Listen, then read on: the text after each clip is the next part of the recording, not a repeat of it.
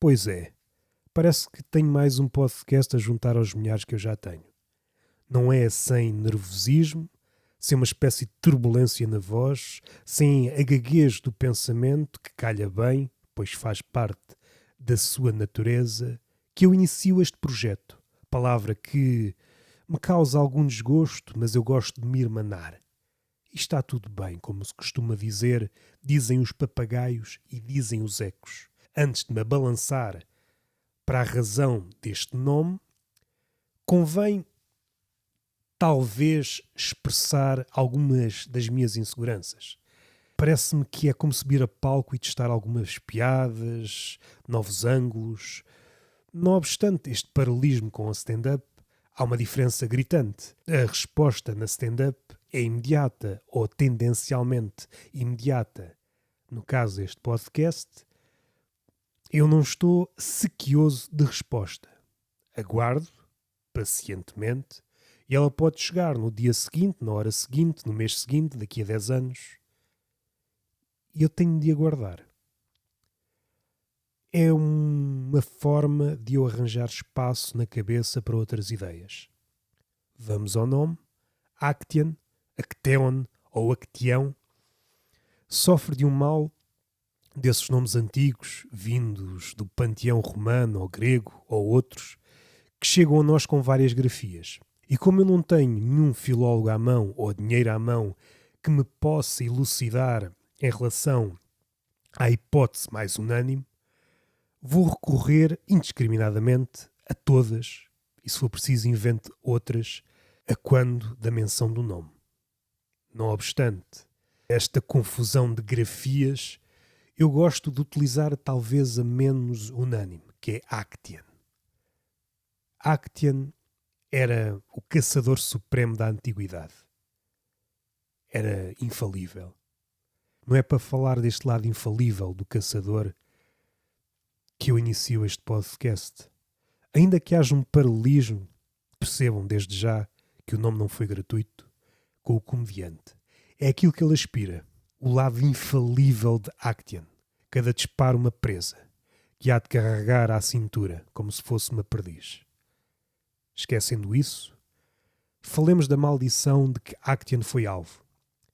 Muito resumidamente, sem adentrar por agora nos detalhes, fez algo que não pareceu bem a uma deusa e foi alvo de uma maldição. Foi transformado em viado. Uma das 1000 interpretações que chega até nós desse mito, e aquela que eu recordo quase diariamente, pois é um mito que me diz muito, mais uma contribuição para este nome, e só podia ser este nome, Metamorfoses do Ovídio, provavelmente o meu livro preferido, Actian, um dos mitos que eu me recordo com mais assiduidade, e a interpretação é esta que as coisas que nos amam mais tarde hão de nos abocanhar. A matilha, que era querida de Actian e vice-versa, havia uma ligação de cumplicidade entre a matilha e o caçador. Assim que ele se viu transformado em veado, os cães não o reconheceram e deu-se a matança. Foi esta metamorfose nefasta que fez com que Actian, antes de morrer, percebesse que tudo é mais frágil do que parece. Mais uma vez recorremos aos gregos antigos, a morte e o amor / criação nunca andam muito longe. Fica aqui uma explicação para o nome, ou uma explicação sucinta da origem deste nome. Este episódio será chamado de Círculo dos Gigantes, uma homenagem ao 8º círculo da Divina Comédia de Dante, que está o mais próximo possível do 9º círculo, o último, onde, no centro do qual, se acoita o diabo. E se há figura que se aproxima da comédia, do comediante, é o diabo, Dioniso, Baco, essas figuras, ou Momo, mas o Momo já é uma figura mais marginal. Daí os pactos faustianos, etc, etc. O Círculo dos Gigantes, onde vamos falar de alguns nomes assim ao de leve, para o primeiro episódio, as contribuições que eles tiveram aqui e ali para a comédia, para o humor. De onde é que isto nasceu? É muito difícil. Teríamos de recuar até aos tempos de Aristófanes. Não vamos para aí, eu já tenho um podcast, embora parado, que há de explorar esse lado. Aquilo que podemos dizer muito rapidamente, Aristófanes gozou de uma liberdade e depois passou da comédia velha para a comédia nova, ainda que haja ali uma comédia intermédia. Havemos de falar, embora seja menos importante, onde o principal protagonista da comédia nova é Menandro, já nos elucida de uma certa coisa que me parece chegar aos nossos tempos impecável, que é a comédia de Menandro, uma comédia mais politicamente correta em comparação a Aristófanes, que gozou de uma liberdade do caraças, chegou mutilada. Aquilo é muito menos interessante. É um pensamento que ainda goza de uma certa importância. Pode ser aplicável aos nossos dias. E dá-nos uma imagem negra ou uma imagem entediante dos tempos que correm. O comediante hoje está mais do lado do Menandro do que do lado do Aristófanes. O comediante, ao aproximar-se da publicidade, está a agarrar-se, quer queira, quer não, a um guião. Vai afunilando, mesmo que ele faça questão de dizer politicamente correto não, ele está aí para o lado do guião cada vez mais manco. Outra contribuição importante.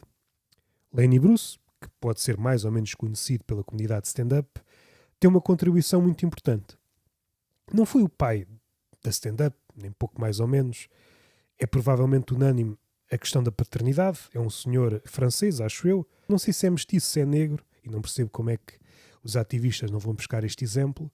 Considerado não o pai supremo do surrealismo, mas uma espécie de pré-surrealista, foi acolhido como brasa para os surrealistas começarem a ensaiar o seu fogo. 2 ou os 3 principais foram o Marquês de Sade, Isadora Ducasse, os Contos de Maldoror, astros menores como o Charles Corot. Essa personagem tem algo, além de ser um homem multifacetado, uma espécie de Leonardo da Vinci retardatário, há ali um aspecto biográfico que até pode ser encontrável, por exemplo, no Gato Fedorento.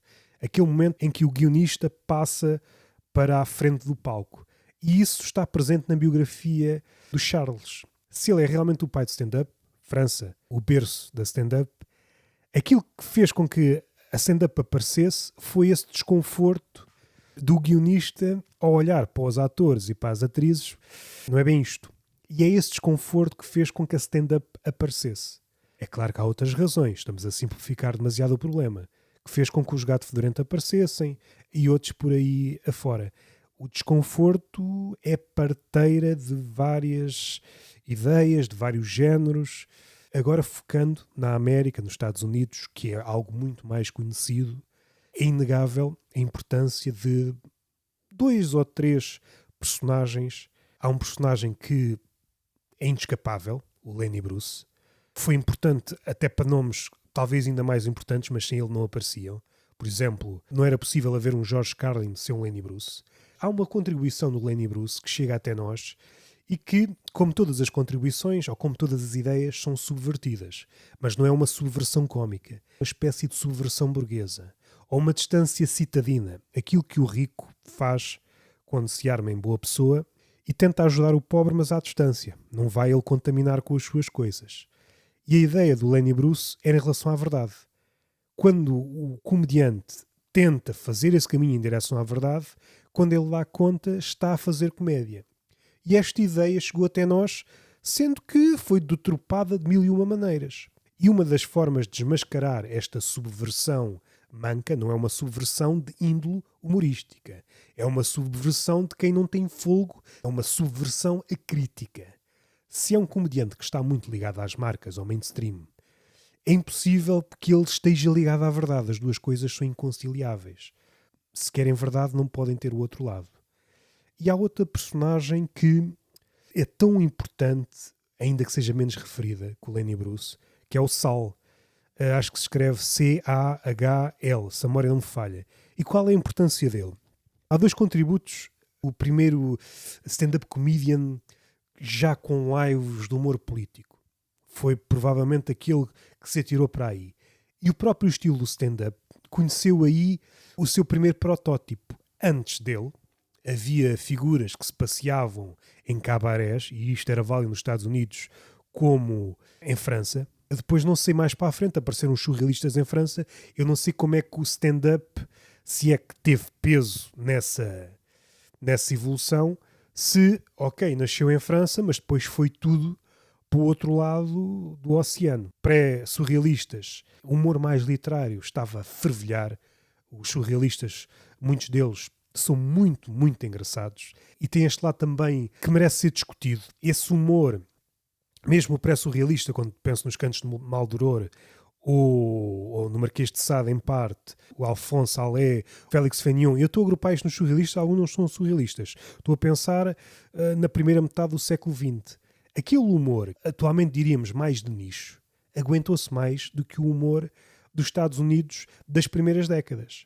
E podemos pensar até o humor antes do stand-up, sei lá, o humor mudo. Ainda que haja diferenças, eu acho que o humor do Buster Keaton, se tivermos olhos atentos, acho que a grande parte sobrevive e percebo o desgaste, as sequências que continuam a estar frescas. Voltemos ao Sal. Eu não sei como é que é a pronúncia certa do nome.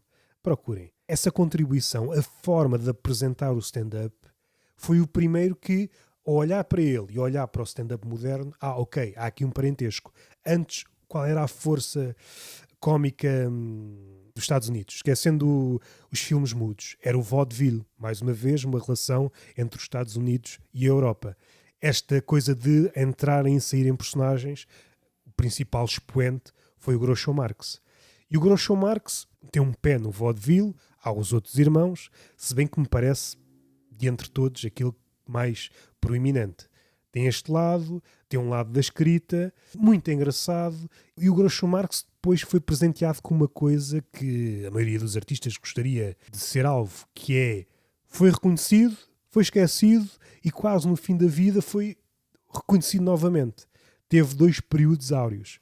E é realmente muito bom. Não há nada a dizer. O vaudeville, como o cinema mudo, tudo tem o seu fim. Em Portugal, o que é que podemos dizer? Há um período muito importante. Daí que eu torço sempre o nariz quando se diz nunca se viveu uma época tão boa em relação ao humor. Calma. Precisamos de saber para onde dirigir o olhar. E há um departamento no humor que estava a florescer nas primeiras décadas do século XX, que era o humor de jornal. Aquilo que nós vemos hoje, e eu nem sei se já foi extinto, o Inimigo Público, que começou por ser um jornal à parte e que foi absorvido pelo público, e agora não sei se é uma página ou 2, e nem sei se ainda existe, para dizer a verdade. Houve uma altura que houve dezenas, se não centenas, de jornais exclusivamente humorísticos. Alguns duraram meia dúzia de números, outros muitos números, mas estava a fervilhar do humor. E alguns, podemos dizer, mais racistas, mais xenófobos. Se fizermos uma colheita apurada, havia muito talento. E em termos de números, já que parece que só isso interessa, eu não sei se a balança inclina mais para o nosso tempo, se para aquele tempo. E tem outra.